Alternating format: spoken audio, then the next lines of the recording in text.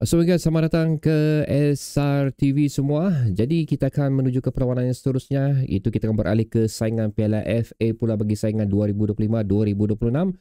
Dan seperti mana kita tahu, perlawanan ini di mana adalah perlawanan away untuk Sabah FC. Kita akan menentang Bunga Raya FC. Satu pasukan yang bertanding di saingan Liga A1, di saingan antara saingan bola sepak tempatan di Malaysia ni. So sedikit mengenai Bunga Raya ni, sekarang ni mereka telah melalui dua perlawanan di mana telah menang sekali dan juga kalah sekali, berjaya menghasilkan 4 gol sepanjang dua perlawanan tersebut dan juga bolos sebanyak 3 gol. Jadi itu saja yang boleh aku kongsikan lah pasal Bunga Raya ni. Pasal aku sendiri pun tak tahu kalau ada mana-mana player sama ada yang pernah beraksi sehingga Liga Super ataupun pemain import mereka yang mempunyai reputasi yang bagus. So semua tu aku tidak ada sebarang maklumat lah tentang Bunga Raya ni. Walau macam mana pun, ini merupakan satu perlawanan yang menarik untuk Sabah FC kerana aku memang menanti satu pasukan yang bilang orang di levelnya di bawah Sabah FC, lebih kurang macam tu lah. Kerana ini adalah merupakan satu perlawanan yang cukup bagus untuk kita again memulakan persembahan kita agarnya tidak menjadi sukar. So seperti mana aku mengharapkan pembukaan perlawanan Sabah FC sewaktu menentang Melaka tempoh hari boleh dilakukan, tapi unfortunately tidak. Kita terus menentang Kuala Lumpur. So kita tahu Kuala Lumpur macam mana, dia mempunyai sejarah yang cukup sengit bersama Sabah FC dan of course saingan di antara kedua pasukan ini pun memang berada di satu level yang cukup interesting. Jadi dengan kurangnya bilang orang intensity untuk perlawanan ni yang merupakan satu tonik yang bagus untuk Sabah FC bagi membawa perlawanan ni ke perlawanan yang seterusnya, especially untuk saingan Liga Super. Tapi sekarang kita sekali lagi bercerita untuk Piala FA. So seperti mana yang telah berlaku untuk pasukan-pasukan yang lain di mana semuanya menang mudah apabila menentang pasukan yang berada di Liga A1 ni, seperti Selangor menewaskan Malaysia University sebanyak 3-1. Johor JDT menewaskan Universiti Malaya Damansara sebanyak 5-0. Dengan mereka sendiri pun menurunkan hampir ke semua pemain utama mereka, pemain terbaik mereka pada perlawanan ni. So untuk Sabah FC, aku juga menganggarkan kemungkinan besar kita akan menurunkan pemain terbaik kita juga. Pemain terbaik aku maksudkan tu bukanlah macam yang apa yang pemain yang turun sewaktu menentang KL City.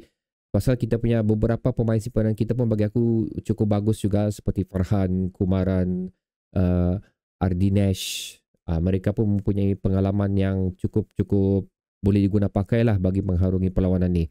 Pasal aku merasakan ada kemungkinan besar coach kita akan merehatkan beberapa pemain utama untuk perlawanan ni oleh kerana tempoh jangka rehat yang 4 hari kah lebih kurang begitu sebelum menuju perlawanan ni. So aku menganggarkan mereka tidak mahu menambahkan beban kepada pemain tersebut, especially Gaby lah, kerana aku dipahamkan Gaby waktu perlawanan menentang KLC itu dia bukanlah berada di dalam kecergasan yang cukup bagus, tapi cuma dia perlu diguna pakai di perlawanan tersebut. Kalau kita tengok sendiri pun pergerakan Gaby pada perlawanan itu tidak begitu lancar ataupun tidak begitu rancak seperti mana yang pernah kita saksikan lah. So itu adalah antara pemain yang aku merasakan tidak akan diturunkan pada perlawanan ni. Even aku rasa Aidin pun mungkin tidak akan diturunkan pada perlawanan ni. Tapi again is remain to be seen. Pasal kalau tengok news untuk Sabah FC ni tidak ada apa-apa news yang besar lah berkaitan dengan perlawanan ni. Cuma apa yang dikatakan di sini adalah perkongsian daripada Harian Metro yang bertajuk Bunga Raya Tekad Sekat Sabah FC.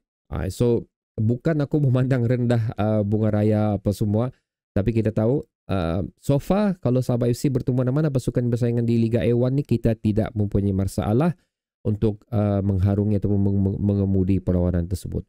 Pasal anything that I say is based on paper. Of course kalau kita tengok dari segi nasib, dari segi bola itu bulat, dari segi jangan pandang rendah pasukan lawan, anything can happen guys. Anything can happen. Itu aku tidak boleh nafikan. Anything yang aku discuss sekarang adalah berdasarkan on paper sahaja. Seperti mana on paper untuk Selangor, on paper untuk JDT.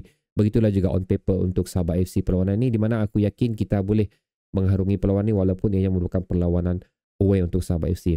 Unfortunately pula untuk Kuching, pasukan yang baru Brunei DPMM, pertama kali di saingan bola sepak tempatan kita, pertama kali beraksi di saingan Piala FA juga telah mendudukan Kuching City sebanyak 3 gol berbalas 2, dan aku difahamkan ini bukanlah pertemuan pertama mereka di Piala FA. Di mana pada perlawanan terakhir mereka sekalipun waktu tu Brunei lah, di mana Kuching pernah Sarawak ni pernah ditewaskan juga oleh Brunei. So macam mereka mengulangi sejarah mereka lah. Okay. Jadi guys, macam mana aku katakan, untuk perkongsian perlawanan Piala FA menentang Bunga Raya tidak akan ada head to head pasal aku tidak berapa mempunyai maklumat yang sangat untuk Bunga Raya. So that's why kenapa aku terus menuju ke sebelum 90 minit, di mana perlawanan ni sekali lagi akan berlangsung pada hari ini jam 4.45 petang away. Anda boleh saksikannya di mana-mana saja yang anda inginkan, tapi yang pastinya ianya bersiaran langsung di Astro. InsyaAllah aku akan menyaksikan perlawanan ni. Kita akan sama-sama menyaksikan. Regarding watch along, aku ada masa, cuma aku nak pasti apa yang kepentingan aku untuk petang ni. Aku cuma risau kalau ada benda lain yang perlu aku untuk petang ni lah. Tapi kalau tidak ada, kita akan buat watch along. So, aku menganggarkan kita akan memenangi mudah perlawanan ni 4-0 lah, aku katakan macam tu. Okay, so prediction aku 4-0 untuk Sabah dan 0 untuk Bunga Raya. Jadi bagaimana pula pendapat anda untuk perlawanan ini? Tekannya di ruang komentar di bawah prediction anda dan juga pandangan anda tentang pemain yang mungkin akan turun. Di sana mungkin kita akan buat perbincangan yang seterusnya lah. Bertemu lagi di video yang akan datang. Assalamualaikum.